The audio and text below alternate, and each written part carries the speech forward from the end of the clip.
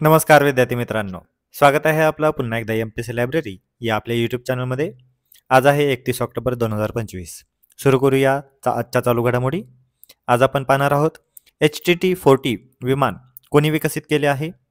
जागतिक वन संसाधन मूल्यांकन म्हणजे GFRA 2025 या मूल्यांकनाबद्दल आपण थोडक्यात माहिती पाहणार आहोत. बाल साहित्यिकांसाठी बुकर पुरस्काराची सुरुवात कधीपासून होणार आहे. भारत टॅक्सी हे काय आहे आणि त्याचा प्रायोगिक आरंभ कोणत्या शहरात होणार आहे हे देखील पाहणार आहोत. आणि south Asian senior athletics championship 2025 याबद्दल देखील आपण माहिती पाहणार आहोत. त्यामुळे या संपूर्ण चालू घडामोडी सविस्तरपणे जाणून घेण्यासाठी व्हिडिओ शेवटपर्यंत अवश्य पहा. आता सुरुवात करूया कालच्या एका प्रश्नाने.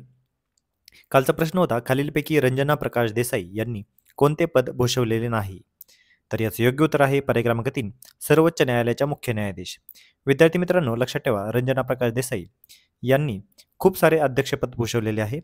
त्यामध्ये जम्मू काश्मीरच्या परिसीमन आयोगाच्या अध्यक्ष होत्या, त्या प्रेस काउन्सिल ऑफ इंडियाच्या अध्यक्ष होत्या, उत्तराखंड समान नागरी संहिता समितीच्या अध्यक्ष होत्या आणि नुकतेच त्यांची अजून एका समितीवर निवड देखील झालेली आहे. तर ती म्हणजे 8व्या वेतन आयोगाच्या अध्यक्ष म्हणून देखील त्यांची निवड झालेली आहे. त्यामुळे अतिशय चर्चेत असलेले हे व्यक्तिमत्व आहेत. परंतु त्या सर्वोच्च न्यायालयाच्या मुख्य न्यायाधीश नव्हत्या, तर त्या सर्वोच्च न्यायालयाच्या न्यायाधीश होत्या. त्यामुळे इथे एक छोटंसं तिथे चूक आपण कन्सिडर करू शकतो. त्यामुळे पर्याय क्रमांक 3 हे उत्तर बरोबर आहे. आता आपण आजच्या दिनविशेषला सुरुवात करूया. 31 ऑक्टोबर 1875 सरदार पटेल यांची जयंती. 31 ऑक्टोबर हा दिवस संपूर्ण भारत देशामध्ये राष्ट्रीय एकता दिवस म्हणून साजरा केला जातो. सरदार पटेल हे भारताचे पहिले उपपंतप्रधान होते. राष्ट्रीय काँग्रेस अध्यक्ष कराची 1931चे ते अध्यक्ष होते. प्रांतिक राज्यघटना समितीचे देखील ते अध्यक्ष होते. तसेच 1948 सालच्या JVP समितीचे ते सदस्य होते. त्यामुळे अतिशय महत्त्वाचे आणि भारताचे तसेच पहिले ते गृहमंत्री देखील होते. त्यामुळे सरदार पटेल यांचा दिवस आजचा हा राष्ट्रीय एकता दिवस म्हणून साजरा केला जातो. त्यामुळे महत्त्वाचं पॉईंट आहे हा, लक्षात ठेवा. 31 ऑक्टोबर 1920 नारायण मल्हार जोशी म्हणजे NM जोशी, लाला लजपतराय व इतर काही जणांनी ऑल इंडिया ट्रेड युनियन काँग्रेसची म्हणजेच AITUC यांची स्थापना केली. लाला लजपतराय हे या संस्थेचे पहिले अध्यक्ष देखील बनले होते. 31 ऑक्टोबर 1984 भारताच्या तिसऱ्या पंतप्रधान इंदिरा गांधी यांची त्यांच्याच अंगरक्षकांकडून हत्या करण्यात आली. त्यामुळे आज इंदिरा गांधी यांची पुण्यतिथी देखील आहे आणि सरदार पटेल यांची जयंती देखील आहे. त्यामुळे लक्षात ठेवा, 31 ऑक्टोबर अतिशय महत्त्वाचा असा हा आजचा दिवस. आता आपण आजच्या चालू घडामोडींना आपण प्रश्नोत्तराच्या स्वरूपामध्ये पाहण्यास सुरुवात करूया. प्रश्न क्रमांक 1, HTT-40 विमान कोणी विकसित केले आहे. यासाठीचे पर्याय आहेत पर्याय क्रमांक 1 DRDO, पर्याय क्रमांक 2 HAL, पर्याय क्रमांक 3 इस्रो आणि पर्याय क्रमांक 4 BEL.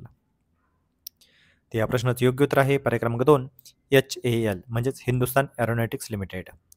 HTT-40 विमानाचे आता यशस्वीपणे पहिले उड्डाण करण्यात आलेले आहे. हे एक प्रशिक्षण विमान आहे. HTT-40 म्हणजे काय, हिंदुस्तान टर्बो ट्रेनर 40. उड्डाण हे 24 ऑक्टोबर 2025 रोजी बेंगळुरू येथून करण्यात आले. हे विकसित केले आहे हिंदुस्तान एरोनॉटिक्स लिमिटेड म्हणजेच HAL. HTT-40 हे भारतीय वायुसेनेच्या नवीन पायलटांच्या प्रशिक्षणासाठी तयार केले गेलेले आहे. भारतीय वायुसेनेने मार्च 2023 मध्ये 6,838 कोटींच्या करारासह 70 HTT-40 विमानांची ऑर्डर दिली आहे. हवाई दलाच्या प्रशिक्षक विमाने कोणकोणती आहेत, तर दीपक, पिलाइट्स PC आणि HTT-40. यातील दीपक हे सध्या कार्यरत नाही आहे. त्यामुळे लक्षात ठेवा, HTT-40 काय आहे, तर हे एक प्रशिक्षण विमान आहे आणि हे तयार केलेले आहे हिंदुस्तान एरोनॉटिक्स लिमिटेड. प्रश्न क्रमांक 2, जागतिक वन संसाधन मूल्यांकन म्हणजे GFRA 2025 हा अहवाल कोणत्या संस्थेने प्रसिद्ध केला आहे. तर यासाठीचे पर्याय आहेत पर्याय क्रमांक 1 UNEP, पर्याय क्रमांक 2 FAO, पर्याय क्रमांक 3 WHO आणि पर्याय क्रमांक 4 WWF. तर या प्रश्नाचं योग्य उत्तर आहे पर्याय क्रमांक 2 FAO.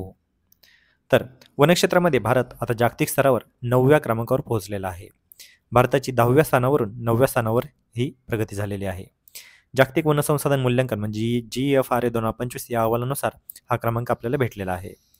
अहवाल हा अन्न आणि कृषी संघटने म्हणजे FAO यांनी प्रकाशित केलेला आहे. वनक्षेत्रात भारत 9व्या स्थानावर आहे जगामध्ये. तर वनक्षेत्र वाढीच्या बाबत भारत हा जगामध्ये 3ऱ्या स्थानावर आहे. त्यामुळे लक्षात ठेवा, वनक्षेत्र ओव्हरऑल वनक्षेत्रामध्ये 9व्या क्रमांकावर, तर वनक्षेत्र वाढीच्या बाबत 3ऱ्या क्रमांकावर.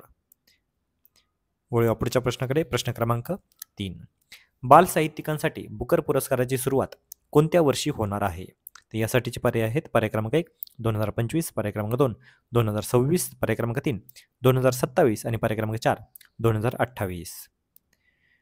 तर या प्रश्नाचं योग्य उत्तर आहे पर्याय क्रमांक 3 2027.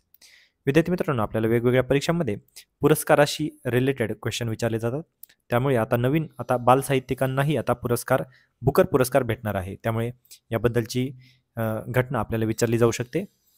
आणि हा बुकर पुरस्कार कधीपासून देण्यास सुरुवात होणार आहे तर 2027 पासून देण्यास सुरुवात होणार आहे. बालकांनी केलेल्या लेखनासाठीही पारितोषिक दिले जाणार आहे आणि यामध्ये पुरस्काराची किंमत किती असणार आहे तर 50,000 पाऊंड. निवड समितीत प्रौढ आणि बालकांचाही समावेश असणार आहे. पुरस्कार हा इंग्रजी किंवा इंग्रजी अनुवादित पुस्तकांसाठी दिला जाणार आहे. त्यामुळे लक्षात ठेवा, बुकर पुरस्कार, चिल्ड्रन बुकर पुरस्कार 2027. पुढचा प्रश्न पाहूया. प्रश्न क्रमांक 4. छत्रपती संभाजीनगर रेल्वे स्थानकाचा कोड काय आहे? तर यासाठीचे पर्याय आहेत पर्याय क्रमांक 1 AURN, पर्याय क्रमांक 2 CPSN, पर्याय क्रमांक 3 SHSB आणि पर्याय क्रमांक 4 CSMN. तर या प्रश्नाचं योग्य उत्तर आहे पर्याय क्रमांक 2 CPSN. तर नुकतेच औरंगाबाद रेल्वे स्थानकाचे नाव बदलून आता छत्रपती संभाजीनगर रेल्वे स्थानक असे करण्यात आलेले आहे. या स्थानकाचा नवीन स्थानक कोड असणार आहे CPSN. त्यामुळे औरंगाबाद रेल्वे स्थानकास आता पुढे छत्रपती संभाजीनगर रेल्वे स्थानक या नावाने ओळखले जाईल आणि स्थानकाचा कोड CPSN असा राहील.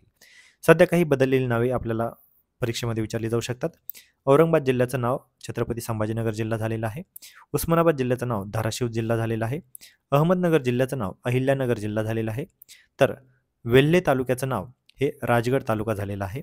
आणि या व्यतिरिक्तही अजून इस्लामपूर म्हणजे सांगली जिल्ह्यातील जे इस्लामपूर आहे त्याचं आता ईश्वरपूर असं नाव करण्यात आलेलं आहे.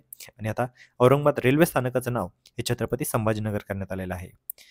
त्यामुळे अतिशय महत्त्वाची ही बातमी आहे. आपल्याला वन लाईनर म्हणून देखील विचारला जाऊ शकतो आणि वेगवेगळ्या कंबाईनच्या परीक्षेमध्ये देखील विचारला जाऊ शकतो. वळूया पुढच्या प्रश्नाकडे. प्रश्न क्रमांक 5. भारत टॅक्सीचा प्रायोगिक आरंभ कोणत्या शहरात होणार आहे? तर यासाठीचे पर्याय आहेत पर्याय क्रमांक 1 मुंबई, पर्याय क्रमांक 2 पुणे, पर्याय क्रमांक 3 जयपूर आणि पर्याय क्रमांक 4 नवी दिल्ली. तर या प्रश्नाचं योग्य उत्तर आहे पर्याय क्रमांक 4 नवी दिल्ली. तर भारत टॅक्सी सुरू करण्याची भारत सरकारने आता नुकतीच घोषणा केलेली आहे. देशातील ही पहिली सहकारी टॅक्सी सेवा असणार आहे. यामुळे आता ओला, उबर यांना आता एक टक्कर मानली जात आहे. हा उपक्रम केंद्रीय सहकार मंत्रालय आणि राष्ट्रीय ई शासन विभाग म्हणजे NEGD यांच्या अंतर्गत असणार आहे. याची सुरुवात नोव्हेंबर 2025 पासून होणार आहे. पहिल्यांदा नवी दिल्ली येथे प्रायोगिक तत्वावर ही सेवा सुरू होणार आहे. सुरुवातीला 650 ड्रायव्हर मालक आणि त्यांची वाहने सहभागी होणार आहेत. ही सेवा 2026च्या वर्षभरात 20 शहरांमध्ये वाढवली जाणार आहे. मुंबई, पुणे, भोपाळ, लखनौ, जयपूर या शहरांचा यामध्ये समावेश असणार आहे. त्यामुळे लक्षात ठेवा, भारत टॅक्सी ही भारत सरकारची नवीन आता सेवा सुरू होणार आहे. किंवा आपल्याला प्रश्न असा देखील विचारला जाऊ शकतो की ओला, उबर अशा कंपन्यांना टक्कर देण्यासाठी भारत सरकारने कोणत्या प्रकारची सेवा सुरू केलेली आहे? तर त्याचं उत्तर असणार आहे भारत टॅक्सी. पुढचा प्रश्न पाहूया. प्रश्न क्रमांक 6.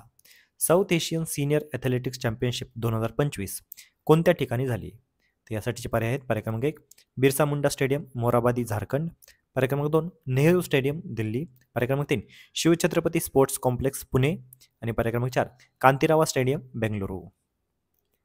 तर या प्रश्नाचं योग्य उत्तर आहे पर्याय क्रमांक 1 बिरसा मुंडा स्टेडियम, मोराबादी, झारखंड.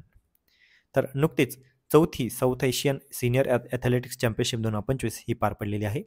ही 24 ते 26 ऑक्टोबर 2025 या कालावधीमध्ये पार पडली. यामध्ये एकूण सहभागी देश होते 6 देश कोणते? तर भारत, श्रीलंका, बांगलादेश, नेपाळ, भूतान आणि मालदीव. ॲक्च्युली ही 7 देशांची साऊथ एशियन चॅम्पियनशिप आहे, ज्यामध्ये पाकिस्तानचा देखील समावेश आहे. परंतु पाकिस्तानने यावर्षीच्या साऊथ एशियन सिनियर ॲथलेटिक्स चॅम्पियनशिपमध्ये भाग घेतलेला नव्हता. बिरसा मुंडा स्टेडियम, मोराबादी, झारखंड या ठिकाणी ही स्पर्धा पार पडलेली आहे. भारताने या स्पर्धेमध्ये पहिले स्थान पटकावलेले आहे. भारताने एकूण 58 पदके पटकावलेली आहेत. यामध्ये 20 सुवर्ण, 20 रजत आणि 18 कांस्य पदके आहेत. भूतानने कोणतेही पदक जिंकू शकलेले नाही आहे. यामध्ये भारताचा पहिला क्रमांक आहे, दुसरा क्रमांक श्रीलंकेला आलेला आहे, तिसरा क्रमांक नेपाळ, चौथा क्रमांक बांगलादेश, 5वा क्रमांक मालदीव आणि 6वा क्रमांक भूतान. तर विद्यार्थी मित्रांनो, या होत्या आजच्या चालू घडामोडी. तर अतिशय महत्त्वपूर्ण अशा चालू घडामोडीवर आधारित मी आता एक प्रश्न विचारणार आहे, ज्याचं उत्तर तुम्ही सर्वांनी आता कमेंटमध्ये द्यायचं आहे.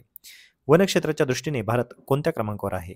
तर यासाठीचे पर्याय आहेत पर्याय क्रमांक 1 10वा, पर्याय क्रमांक 2 7वा, पर्याय क्रमांक 3 8वा आणि पर्याय क्रमांक 4 9वा. तर विद्यार्थी मित्रांनो, या प्रश्नाचं योग्य उत्तर तुम्ही सर्वांनी आता कमेंटमध्ये द्यायचं आहे.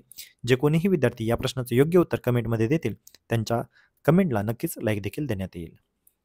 तर विद्यार्थी मित्रांनो, या होत्या आजच्या चालू घडामोडी. तर अशाच अधिकाधिक इन्फॉर्मेटिव्ह कंटेंटसाठी आपले MPSC लायब्ररी या यूट्यूब चॅनलला सबस्क्राईब करायला अजिबात विसरू नका. धन्यवाद.